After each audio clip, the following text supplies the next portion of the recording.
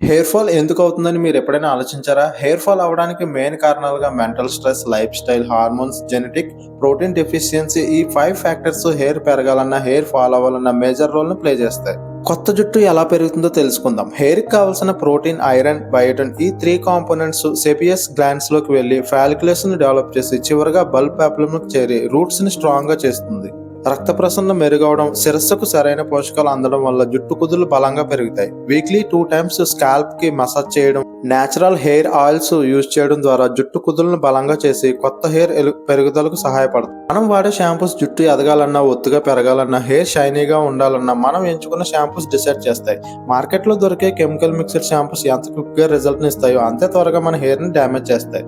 Hair కి use చేసే shampoo, serum, conditioner ఏదైనా హెయిర్ గ్రోత్ కి ఉపయోగపడాలి. నేచురల్ షాంపూస్ ని వాడాలనుకుంటే మార్కెట్ లో దొరికే Bhringraj powder ready-mix shampoo is the best option. ఇంకా కుంకుడుకాయలను హాట్ వాటర్ లో మరిగించి ఫిల్టర్ చేసుకుని ఆ వాటర్ ని కూల్ అయ్యాక ఎయిర్ టైట్ కంటైనర్ తీసుకుని యూజ్ చేయవచ్చు. ఈ కుంకుడుకాయ రసాన్ని వాడేటప్పుడు ఐస్ కి దూరంగా ఉంచండి, ఇది మంటను కలిగిస్తుంది. బయటకు వెళ్లేటప్పుడు తలకి హెల్మెట్ లేదా క్లాత్ ని కట్టండి, దీని ద్వారా డైరెక్ట్ సన్లైట్ పడి హెయిర్ డ్యామేజ్ కాకుండా ఉంటుంది.